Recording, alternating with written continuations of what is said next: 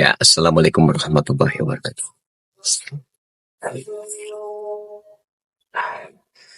Hari ini saya akan membahas tentang yang sedang diperbincangkan dalam di para ulama.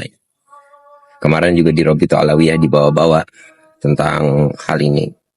Bukan itu aja sih, banyak. Tentang kritisi, bahwasannya gue udah kayak pejabat loh. Nggak seperti biasanya ya, karena gue agak lemes. Pasti gue udah mulai 17 jam. Jadi kebijaksanaan gue semakin meningkat. Ya, menyangkut kitab kuning, bukan kitab yang mengambang. So, kita akan membahas kitab kuning. Gue bacain dari Kemenaknya ya. Gue bacain simple aja. Ini dari blog Kemenak, oke? Kitab kuning adalah istilah yang sangat khas pesantren di Indonesia. Dalam Undang-Undang Nomor 18 tahun 2019 tentang pesantren telah didefinisikan bahwa kitab kuning adalah kitab keislaman berbahasa Arab atau kitab Islam. Ya, berbahasa lainnya yang menjadi rujukan tradisi keilmuan Islam di pesantren. So, macam kitab kuning. Taruh di sini. Kitab kuning memiliki banyak bidang keilmuan yang bermacam-macam seperti tafsir, fikih, hadis, sejarah, dan lain sebagainya. Dalam bidang fikih saja sangat luas. Oke. Macamnya misalnya ada fikih umum, fikih ibadah, fikih perkawinan, fikih perdagangan, muamalah, fikih perbandingan mazhab, fikih kontemporer, fikih lingkungan hidup, ya banyak, fikih perempuan, fikih politik, dan lain-lainnya. Selain itu ada juga macam kitab kuning yang menggunakan model syarah, gitu, penjelasan sebagai teknik penulisannya. Keunikan kitab kuning, taruh sini. Tradisi keilmuan pesantren berbasis kitab kuning memang unik, seperti Gufron. Seperti Gufron ya. Semoga Kemenak nggak seperti Gufron. Setidaknya ada 3 hal yang mendasari keunikan tersebut. Gufron, salah mau. Pertama baca tuh. Soalnya otak gua kalau unik udah pesantren unik gitu. Pertama, tradisi kitab kuning dapat menjamin adanya pembelajaran yang beruntutan, berjenjang, dan tuntas seperti Gufron. Biasanya, ketika santri mempelajari satu kitab dasar, sudah khatam, maka akan menjadi Gufron. Baru kemudian beranjak ke kitab lainnya, yang levelnya lebih tinggi seperti Gufron. Jadi, kitab ini seperti tangga, menuju bidadari seperti Gufron. Jika hendak melangkah ke tangga kedua, maka tangga pertama harus sudah selesai dilewati seperti Gufron. Oke, itu poin di Kemenak. Gue bacain ya. So next, kita akan melihat orang lain. Ya, orang lain. Isi video pandangan-pandangan ustadz lain. Mari kita tonton langsung. Ya, menyangkut hal tersebut, maka yang bisa kita tangkap bahwasannya kata Ustadz Syafiq Basalamah yang dikenal sebagai radikal atau sebagai ekstremis yang bewoknya 10 meter, katanya kitab kuning merupakan pernah ditemukan oleh dia mengandung syirik atau mengandung mantra-mantra tersebut. Maka kita perlu hati-hati memilih pesantren. Ana pernah beli kitab kuning di Pasar Tanjung, Kota Jember. Beli kitab kuning. Apa judulnya ya? Kalau nggak salah judulnya Manba' Usulil Hikmah. Ternyata isinya sihir. Kitab kuning bahasa Arab. Kalau antum ingin perempuan tunduk sama antum, tulis ini, pegang gini. Jadi perempuan lewat itu diginikan bisa noleh cuma. Antum kalau kepingin perempuan noleh sama antum, bawa mobil yang bagus, langsung noleh. Jangan pakai ilmu sihir. Ini pakai sihir. Betul. Ada bacaan-bacaan tertentu yang memang diajarkan. Hati-hati. Selamatkan akal kita. Dan Allah menyebutkan di surah Al-Baqarah ayat 102 tentang kejadian Nabi Sulaiman. Jadi setelah Nabi Sulaiman meninggal dunia, itu setan mengeluarkan dari bawah kursi Nabi Sulaiman, di tanahnya itu kitab-kitab sihir. Lalu mereka mengatakan, nih, Sulaiman itu bisa menguasai bangsa jin, bisa berbicara dengan burung, dengan semuanya, itu dengan sihir. Maka Allah katakan di surat Al-Baqarah 102, "Wattaba'u ma tatlu syayatinu ala mulki Sulaiman wa ma kafara Sulaiman." Sihir itu kufur. Sulaiman enggak kufur. Karena mereka ketika menawarkan ilmunya itu, setan mengatakan, ini loh ilmunya Nabi Sulaiman, ini loh yang diajarkan Nabi Sulaiman. Allah katakan, "Wa ma kafara Sulaiman. Walakinna syayatina kafaru yu'allimuna an-nasa sihir." Yang kafir itu setan ngajarin sihir. Maka jangan dipikir kitab sihir itu bahasa Jawa kuno. Padahal sebagian itu, ya Anda baca di sana, salah satu cara untuk mendapatkan ilmu kebal umpamanya, untuk mendapatkan merah delima, macam-macam lah.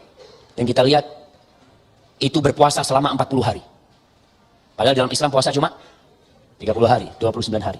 Kemudian bertapa, bersemedi. Nanti ketika sampai 40 hari terakhir itu akan datang binatang, singa besar, kata dia. Jangan takut, tetap tenang. Nanti dia akan berubah. Berubah jadi budak berkulit hitam yang disebut hadam. Kemudian dia akan menyerahkan kepadamu batu. Ambil batu itu pakai, kapan kau butuh sama dia akan datang. Itu diajarkan dalam buku itu. Maka hati-hati dengan masalah sihir ini. Jaga dari sihir. Wallah, itu yang Anda ketahui tentang. Dan yang kedua, atau Ustadz satu lagi, saya lupa tuh namanya, katanya menyebutkan bahwa kitab kuning ada yang beragam. Dari ada tafsir Ibnu Taimiyah dan lain-lain menurut hadis dan jadi kitab kuning itu bukan masalah kuning, hijau, merah, pinknya, tapi masalah isinya gitu. Masalahnya itu gundul, seperti pala salah satu vlogger. Assalamualaikum. Waalaikumsalam warahmatullahi wabarakatuh. Dengan siapa Bapak? Erwin. Silakan Pak Erwin. Saya mau menanyakan, banyak pesantren saat ini mengajarkan kepada santri-santrinya kitab kuning. Apakah kitab kuning itu boleh dipelajari oleh para santri tersebut ya, Pak Ustaz? Baik. Mohon arahannya. Jazakumullahu khairan. Baik, terima kasih banyak. Wajazakallahu khairan. Dan kepada Ustaz kami persilakan. Silakan Ustaz. Ya, barakallahu fi, pertanyaan yang sangat baik dari Pak Erwin ya. Semoga Allah Subhanahu wa taala senantiasa memudahkan kebaikan bagi beliau, bagi kita semua. Ya, istilah kitab kuning yang saya ketahui itu adalah kitab berbahasa Arab yang mungkin dicetak di Indonesia. Atau mungkin juga sebagian dari negara-negara lain mencetaknya dengan kertas yang kuning yang untuk zaman dahulu itu memang kertas yang digunakan untuk cetakan kitab-kitab. Ya, cuma kan kita ketahui ini tidak merupakan satu keharusan dengan kertas tersebut. Sekarang misalnya ada kertas-kertas yang lebih baik, ya kertasnya warna putih, tetap juga ada kertas yang kuning tapi lebih bagus kualitasnya, maksudnya untuk ringan kita baca. Jadi ini cuma istilah saja.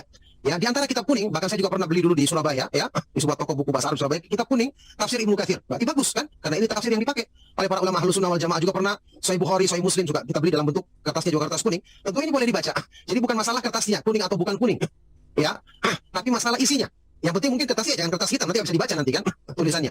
Kecuali kalau kertasnya hitam, tulisannya putih mungkin bisa dibaca. Ala kulli hal, yani bukan kembali kepada warna kertasnya, tapi kitab yang dicetak ini kitab apa? Karena kitab bahasa Arab pun juga bahkan ada kitab sihir berbahasa Arab. Kitab sihir perdukunan berbahasa Arab juga ada. Tidak boleh tentu saja karena ini merusak, ya.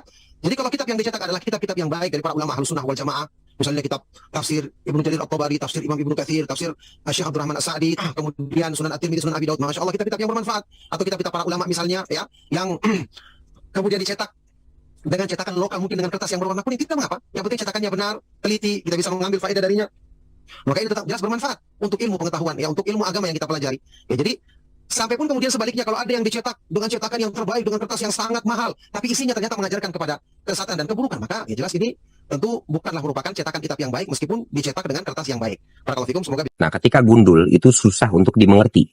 Seperti yang salah satu vlogger itu sulit dimengerti arahnya mau kemana. Gitu loh. Karena mengaku Islam tapi memiara anjing.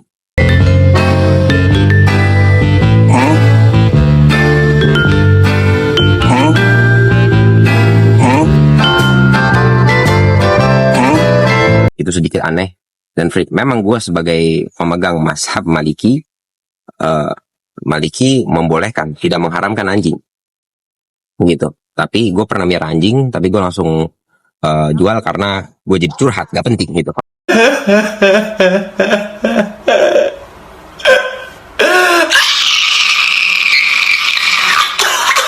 Oke, masa balik ke poin ya. Jadi intinya adalah pandangan Ustadz tadi gue udah jelasin, dan sekarang kita ke poin terakhir, yaitu rangkuman. Oke, rangkuman.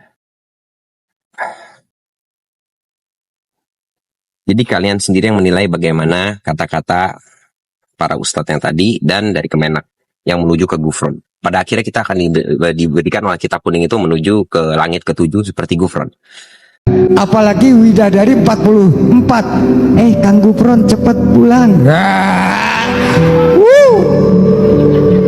Biar.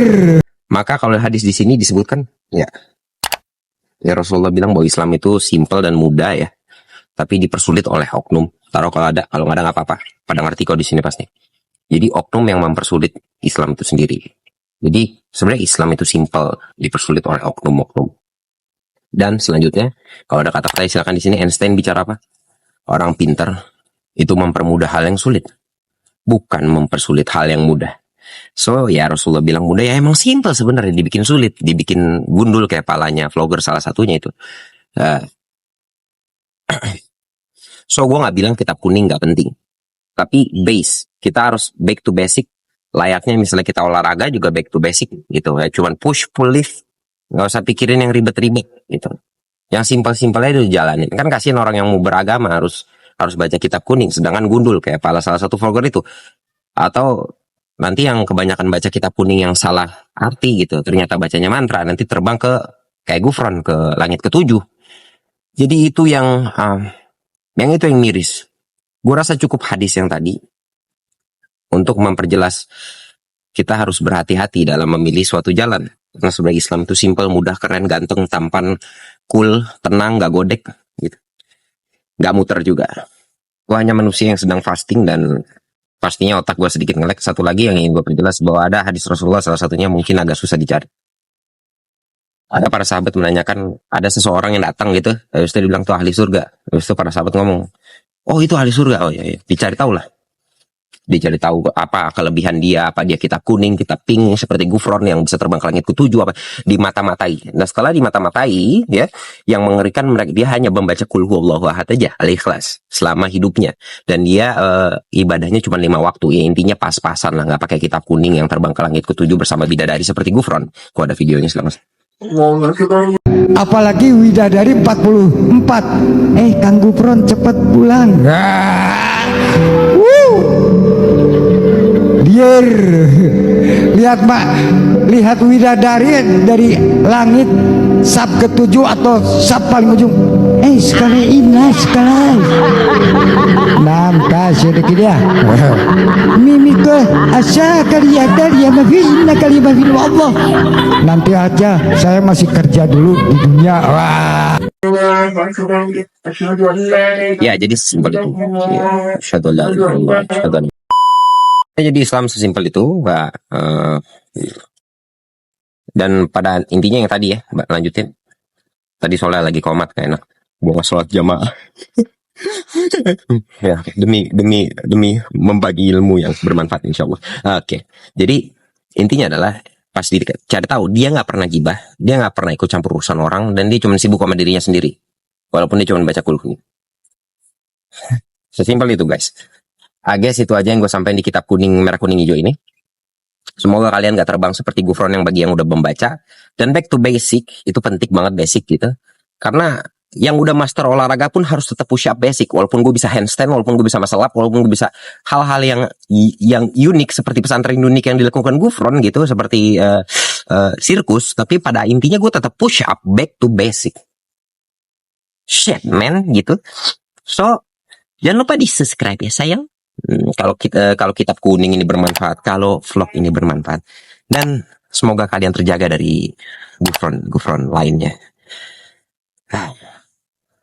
Love and peace forever. See you in the next video. Assalamualaikum.